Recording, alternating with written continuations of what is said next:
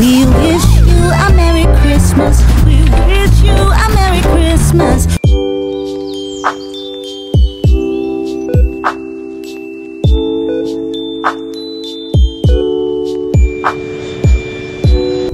Hey guys, another dialysis na naman ang natapos. More than 4 hours na naman tayo sa hospital at ngayon ay pauwi na tayo.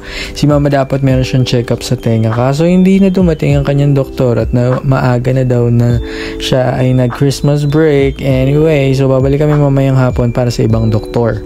Ito na nga, pauwi na kami at mag-iisip na kami ng uulamin namin dahil nasa labas kaming lahat, walang nagluto ng ulam. So nag-isip kami, pero buti na lang merong isang pasyente nagbigay pala ng pagkain. Maraming salamat mami ko.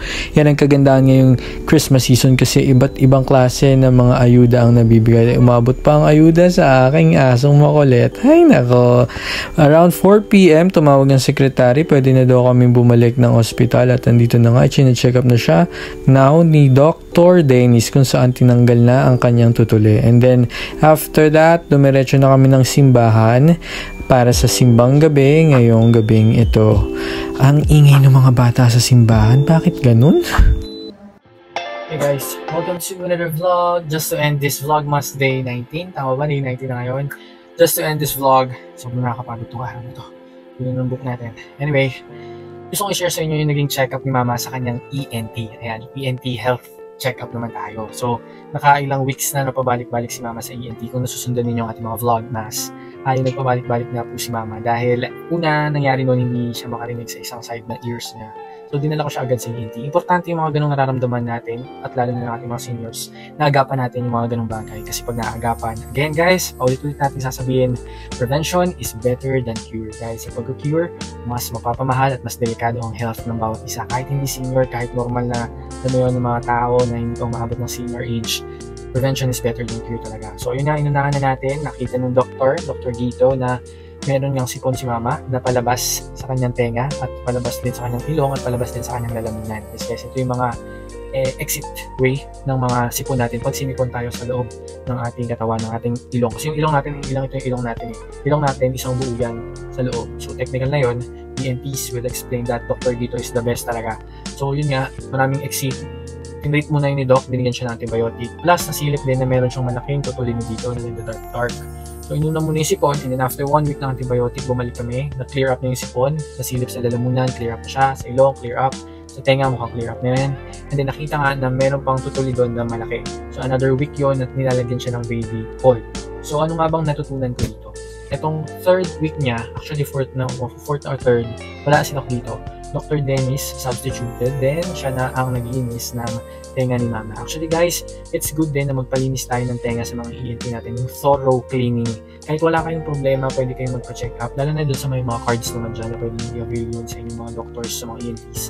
I-avail natin yun at magpa-check up tayo ng mga ears natin, mga tenga natin at magpalinis tayo. Dahil importante rin na na-check up dahil minsan nakala natin walang problema pero meron pala.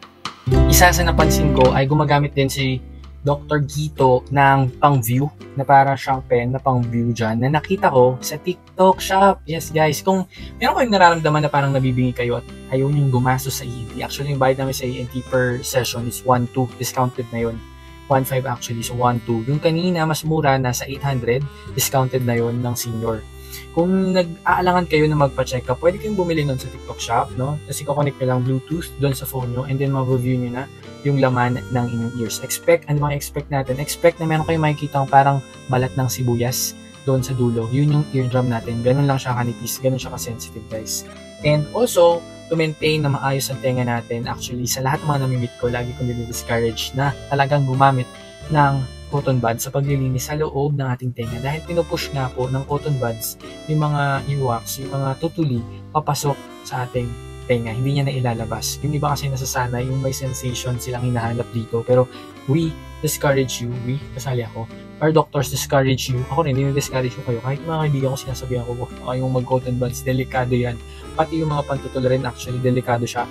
Pagka na hindi tayo aware na tinutulak mo talaga. At yung mga tenga pala natin guys, talagang normally, naturally, nagpo-produce yan ng mga oils na nagpapalabas naturally ng mga tutulin natin. So, nagkakaproblema tayo sa system natin, sa tenga natin kapag hindi siya nagpo-produce ng tamang wax. So doon nagkakaproblema na nag-i-stack up yung mga tutuli sa loob. Best is bumili tayo ng baby oil, kahit anong baby oil. Ipatak daw na natin dito, babad, and then halugin natin. Natural way, best way, hindi tayo mapapahamak. Then, sa labas naman ng tenga natin ay yung baby floss. Tama ba yung brand na yun? Yun yung nirecommend ng doktor ni ENT.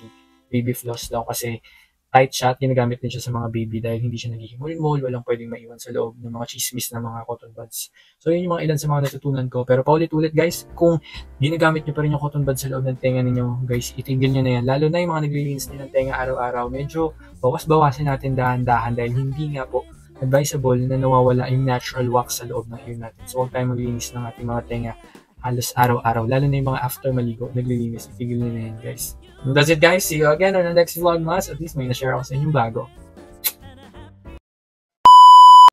Uy, maraming salamat sa panonood ah! Please subscribe to our YouTube channel. Like and share this video. Turn on notification para updated ka sa mga next uploads natin at magkwentuhan tayo. Comment down below and please follow our socials, our Facebook page, Instagram, and TikTok. For more videos, visit our YouTube playlists. Maraming salamat po!